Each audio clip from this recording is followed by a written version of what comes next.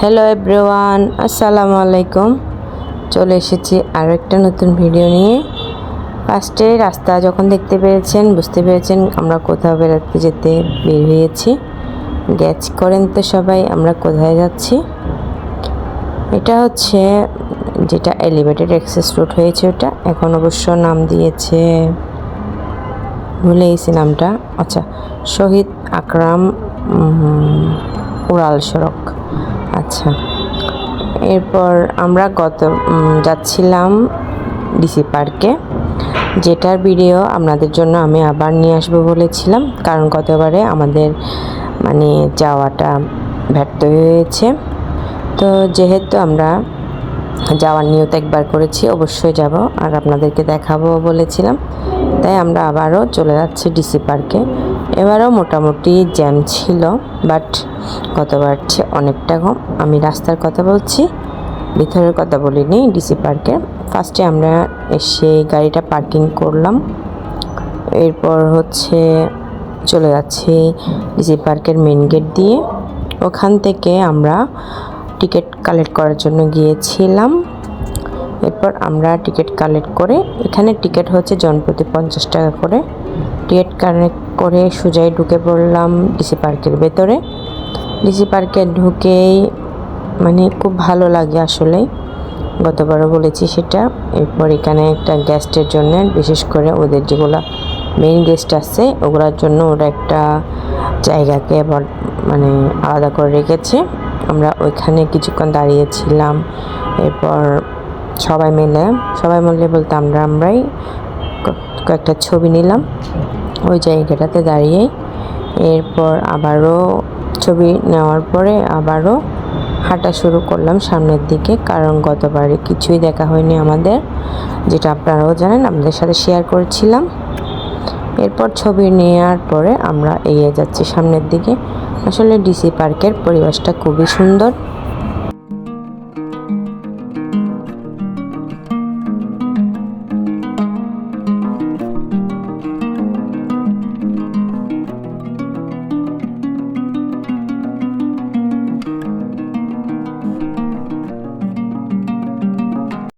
আপনারা হয়তো ভাববেন আমার কথা বলার সাথে গাড়ির আওয়াজ শোনা যায় কেন। আমার বাসা হচ্ছে একদম রাস্তার উপরে, তাই শত রাত হলেও আমি রেকর্ড করলে গাড়ির আওয়াজটা থাকেই।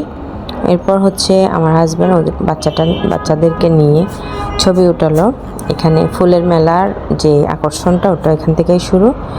এরপর ওরা 3-4 জনের ছবি উঠিয়ে সামনের দিকে আমরা যেতে লাগলাম। এখানে অবশ্য কনসার্ট চলছিল। কনসার্ট বলতে নাচের অনুষ্ঠান এবং গানের অনুষ্ঠানও চলতেছিল, কারণ অনেকগুলা গেস্ট এসেছে এগুলা করার জন্য।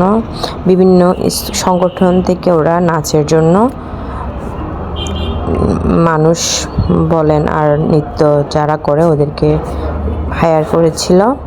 তো এরপর এই জায়গায় এসে ওরা আবারও ছবি নিল, বাপ মেয়ে আর ছেলে মিলে। এই তো আবার সামনের দিকে এগিয়ে যাচ্ছে। আসলে এখানে দেখার জন্য অনেক কিছু আছে, কিন্তু কেউ বলতে পারেন যে দিনে গেলে সুন্দর। আসলে দিনেরটা দিনে সুন্দর, আবার রাতের ভিউটা অনেক সুন্দর, কারণ ওরা যথেষ্ট পরিমাণ লাইটিং করেছে এখানে।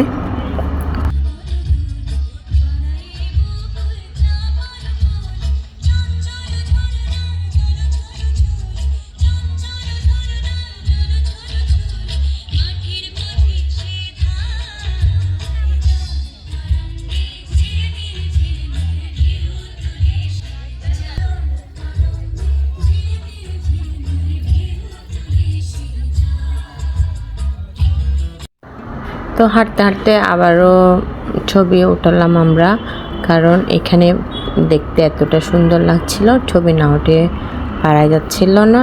অনেক সুন্দর একটা জায়গা। আমরা গিয়েছিলাম 2 তারিখের দিকে। আজকে অবশ্য মনে হয় শেষ হয়ে যাবে, আমি অবশ্য জানি না। 10 তারিখ শেষ হয়ে যাওয়ার কথা ছিল। তো যাই হোক, আমাদের ইচ্ছাটা আমরা আগে গিয়ে পূরণ করেছি, কারণ লাস্টের দিকে হলে যদি আবারও জ্যাম হয়, সে কারণে।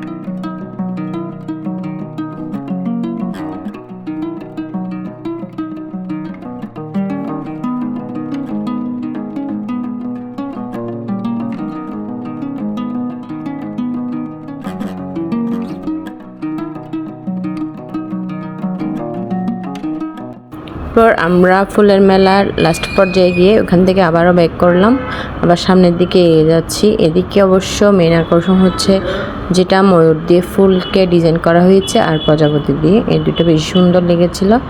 এরপর আমরা আবারও ছবি তুলতে বলতে আবারও সামনের দিকে এগিয়ে যাচ্ছি।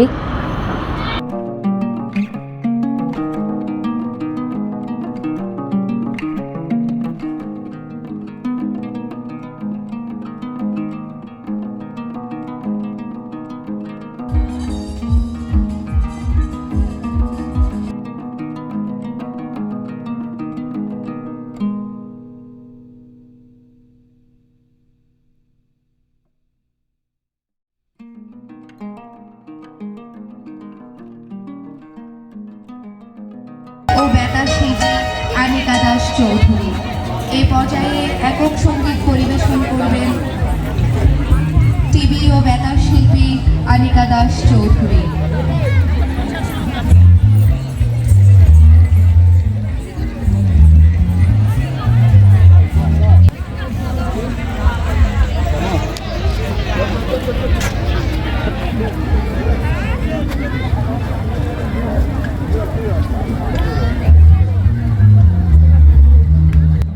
তো এখানে একটা জিনিস খেয়াল করলাম, প্রত্যেকটা গাছেই তারা রস সংগ্রহ করছে, কারণ এখন শীতকাল তাই দেখতে পাচ্ছেন। ওটা আমি একটু ভিডিওতে নিলাম।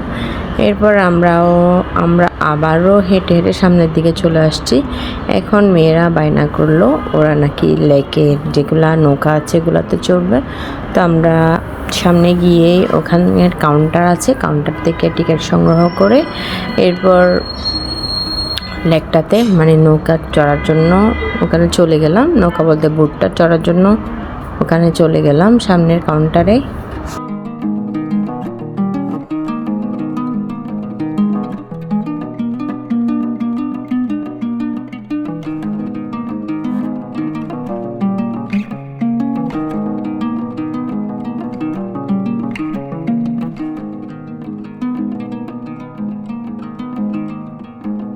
ওরা বোটের টাকা কয় টাকা নেই কীরকম সেটা আমি একটু করে আপনাদেরকে দেখানোর চেষ্টা করলাম। এরপর আমরা উঠে যাচ্ছি নৌকায়। তো এরপর হচ্ছে রাত হয়ে যাওয়াতে আমরা একটা মাঝিও হায়ার করি সাথে, এটার আবার এক্সট্রা পে নিয়েছিল ওরা।